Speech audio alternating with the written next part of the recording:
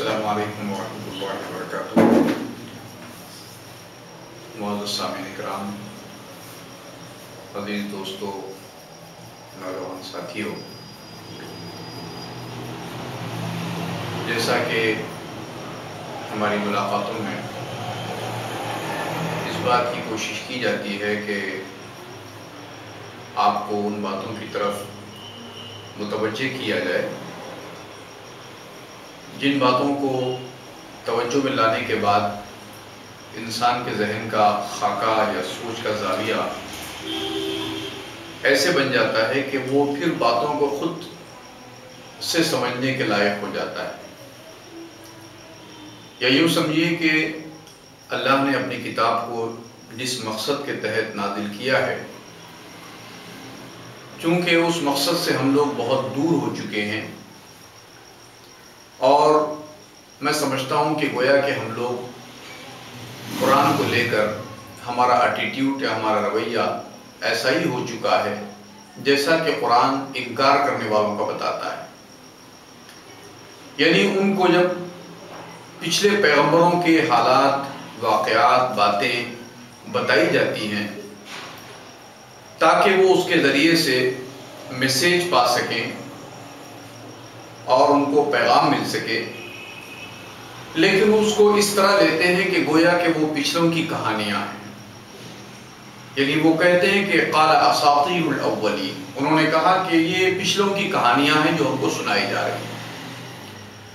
چنانچہ ایسا ہی کچھ معاملہ قرآن میں بیان ہونے والے واقعات کے ساتھ جو خود پیغمبر علیہ السلام سے متعلق ہے، ہم نے بنا رکھا ہے۔ چنانچہ 28ویں پارے کا ایک سورہ جس کو سورہ تحریم کے نام سے جانا جاتا ہے، آپ بھی اس کو اچھی طرح جانتے ہوں گے،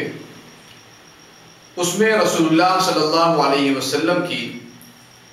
فیملی کا کچھ واقعہ بیان کیا گیا ہے۔ یعنی آپ کی جو وائف تھیں، آپ کی جو بیویاں تھیں، ان کے درمیان یوں سمجھیے کہ اگر اس کو بہت سادے انداز میں کہا جائے تو عورتوں کے درمیان اور مردوں کے درمیان فیملیز میں جو پولیٹکس چلتی ہیں، اس ٹائپ کے کسی واقعے کا قرآن نے ذکر کیا ہے۔ یعنی پیغمبر کی کئی ایک بیویاں تھیں رسول اللہ صلی اللہ علیہ وسلم کی۔ جب دو بیویوں نے یہ محسوس کیا کہ تیسری بیوی کو رسول اللہ صلی اللہ علیہ وسلم کی قربت مل رہی ہے، یعنی وہ جب تشریف لے جاتے ہیں ان کے گھر تو ان کا وہ ویلکم کرتی ہیں، ان کے پاس موجود شہد کا کوئی مشروب پلاتی ہیں ان کو۔ تو دو بیویوں نے مل کر پلاننگ کی کہ کچھ ایسا کیا جائے یا کوئی ایک ایسا اسٹیٹمنٹ دیا جائے، کوئی ایسی بات کی جائے جو اگرچہ ہم دونوں سنڈیکیٹ بنا کر کریں، لیکن رسول اللہ کو یہ معلوم نہ ہو کہ ہم دونوں کا اس میں سنڈیکیٹ ہے۔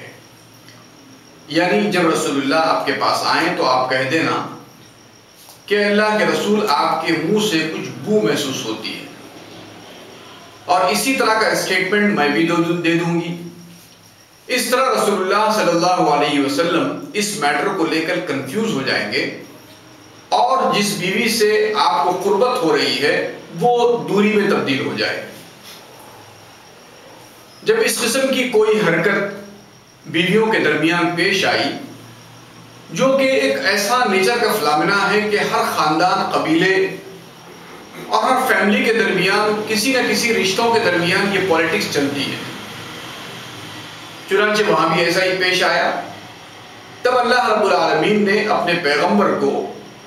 ایسے سچویشن میں کس قسم کا کیریکٹر ایک انسان کا ہونا چاہیے وہ اللہ رب العالمین نے قرآن میں بتا دیا۔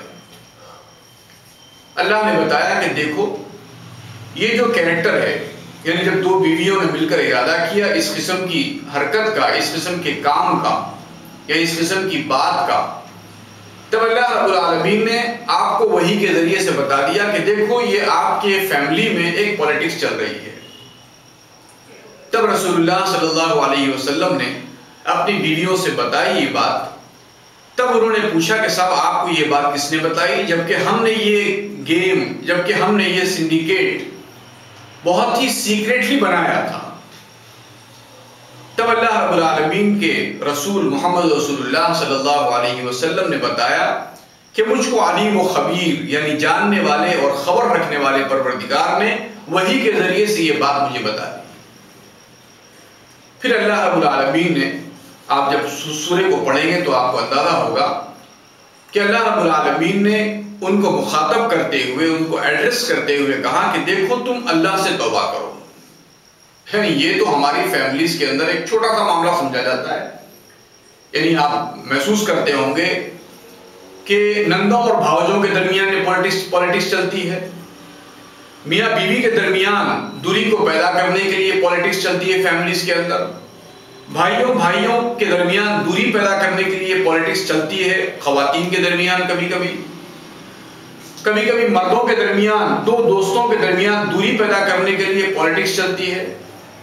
ایسے تمام افراد سے جو اپنی سوسائٹی میں، اپنے خاندان قبیلے میں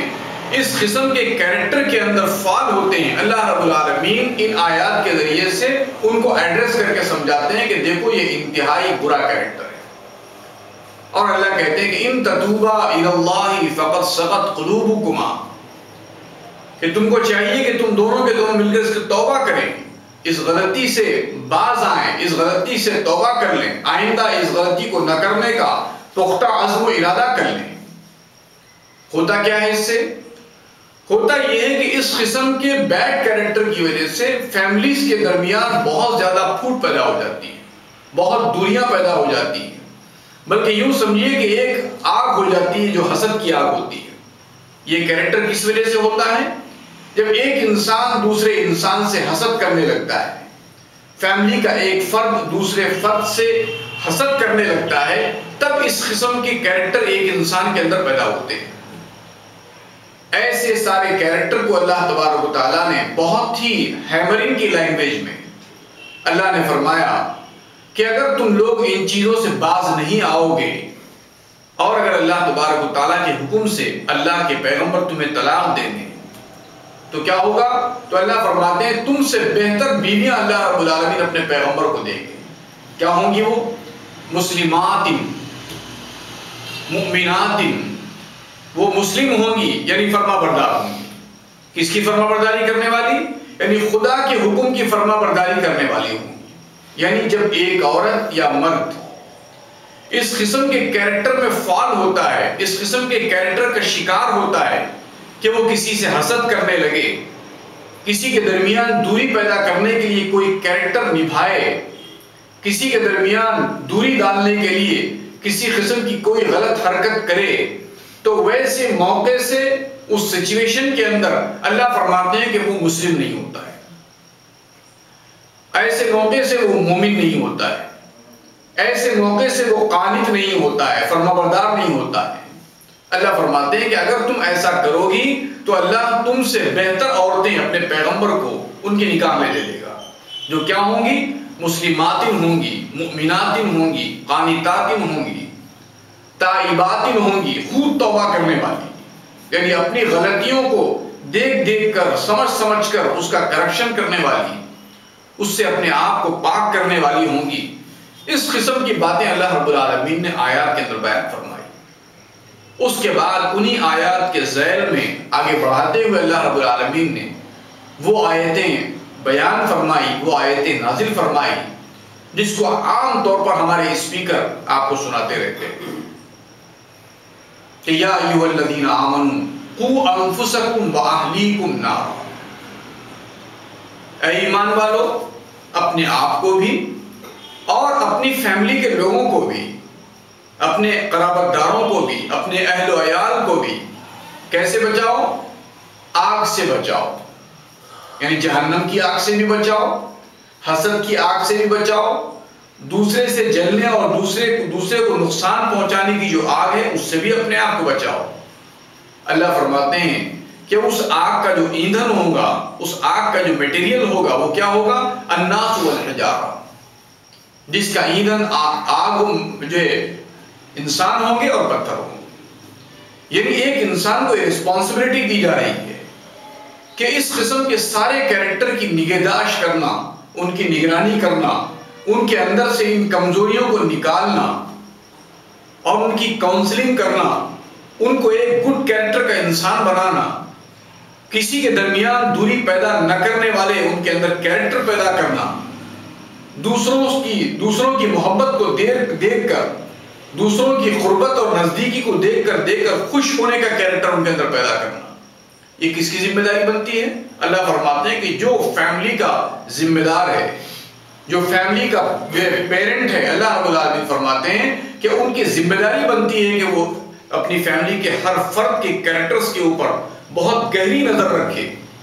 اور ان کی اس قسم سے کاؤنسلنگ کرے، ان کے کیریکٹر کو نکھارنے، ان کے کیریکٹر کو بنانے، ان کو گڈ کیریکٹر کا ایک انسان بنانے کی رات دن تقدو کرنا ایک پیرنٹ کی ذمہ داری اللہ فرماتے ہیں۔ ہماری ذمہ داری صرف یہ نہیں ہے کہ ہم اپنے بال بچوں کے لیے کچھ روٹی روزی کا انتظام کر لیں، ان کے لیے کچھ صرف ایجوکیشن کا انتظام کر دیں، ان کے لیے سواری کا یا ان کے لیے مکان کا انتظام کر دیں۔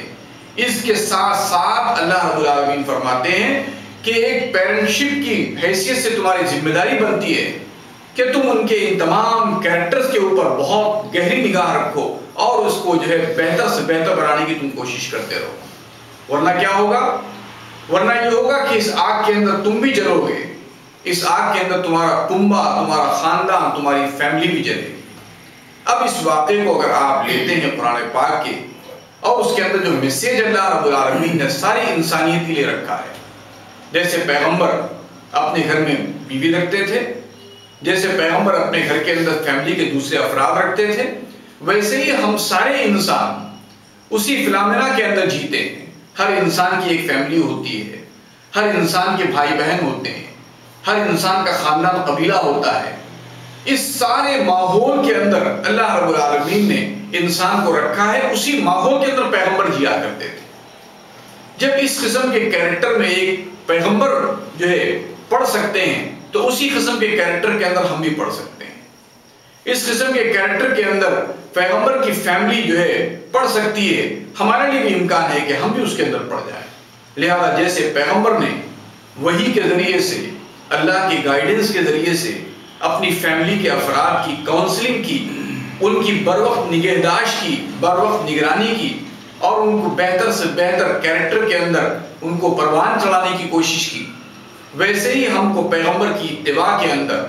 پیغمبر کی فیملی کی اتباع کے اندر ہم کو بھی یہی کرنا پڑے گا کہ ہمارے بچوں کی نماز، ہمارے بچوں کی روزے، ہمارے بچوں کی زکوٰۃ، ہمارے بچوں کی وظائف، ہمارے بچوں کی عام سنتوں کے ساتھ ساتھ ان کے اس بنیادی کیریکٹر کی طرف بھی توجہ دینا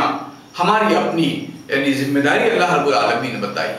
اور اگر ہم ایسا نہیں کرتے ہیں تو ہم کو اس بات کے لیے تیار رہنا ہوگا کہ ہمارا اس دنیا کے اندر بھی ہمارا معاشرہ ایک جہنم نما معاشرہ بن جائے گا، اور جیسا کہ بن چکا ہے۔ اور پھر آخرت کے اندر بھی اللہ رب العالمین فرماتے ہیں کہ تو پھر تمہارے لیے آگ ہی آگ ہوگی۔ اس کے بعد پھر دوبارہ اللہ فرماتے ہیں یا ایھا الذین آمنوا توبوا الی اللہ توبۃ نصوحا، اے ایمان والو تم سچی اور پختہ توبہ کرو۔ عسیٰ ربکم ان یکفر عنکم سیئاتکم ویدخلکم جنات تجری من تحتہا الانہار۔ اگر تم اس کیریکٹر کو لے کر آؤ گے ہمارے پاس تو اللہ فرماتے ہیں کہ ہم تم کو ایسی جنتوں میں بسائیں گے جس کے نیچے نہریں بہتی ہوں گی، اور پھر اللہ رب العالمین اس دن تم کو رسوا نہیں کرے گا۔ یعنی اس دن نہ پیغمبر کو رسوا کرے گا، نہ تم کو رسوا کرے گا، بلکہ اللہ رب العالمین اس دن تم کو ہمیشہ ہمیش کی کامیابی اور کامرانی سے ہمکنار کرے گا، اور ایک بہت ہی پیسفل لائف جنت کے اندر اللہ عطا کرنے کا وعدہ کرتا ہے۔ تو قرآن میں جو واقعات بیان کیے گئے ہیں اس کو اگر اس حیثیت سے ہم لیں گے کہ یہ پچھلوں کی کہانیاں ہیں، یعنی آج سے 1400 سال پہلے محمد رسول اللہ صلی اللہ علیہ وسلم جب مدینے میں تھے یا مکے میں تھے تو اس وقت یہ صورت نازل ہوئی تھی اور امہات المومنین کے درمیان ایسا واقعہ پیش آیا تھا، لہذا اس واقعے سے ریلیٹڈ صرف یہ آیت ہے یا اس واقعے سے ریلیٹڈ صرف یہ صورت ہے، تو پھر ہم بھی وہی کہنے والے بن جائیں گے قال اساطیر الاولین، یہ پچھلے لوگوں کی کہانیاں ہیں۔ لیکن اس سے اگر ہم میسیج لینے لگ جائیں گے، اس فیملی سے ہماری فیملی کو کمپیئر کر کے اپنے کیریکٹر کو اسی انداز سے بہتر سے بہتر بنانے کی کوشش کریں گے ان کی اتباع کے اندر، تو پھر ہم قرآن سے صحیح فائدہ اٹھانے والے اور قرآن سے رہنمائی لینے والے ہم لوگ بن سکیں گے۔ تو اس زاویے سے اگر ہم قرآن کو دیکھتے چلے جائیں، اس کے واقعات کو، اس کی بیان کی ہوئے ہسٹوریکل باتوں کو بھی اگر ہم اس اینگل سے لیں گے تو قرآن کا صحیح اور سچا فائدہ ہم کو مل سکتا ہے۔ اللہ سے دعا ہے کہ اللہ ہم سب کو قرآن فہمی کی دولت سے مالا مال فرمائے۔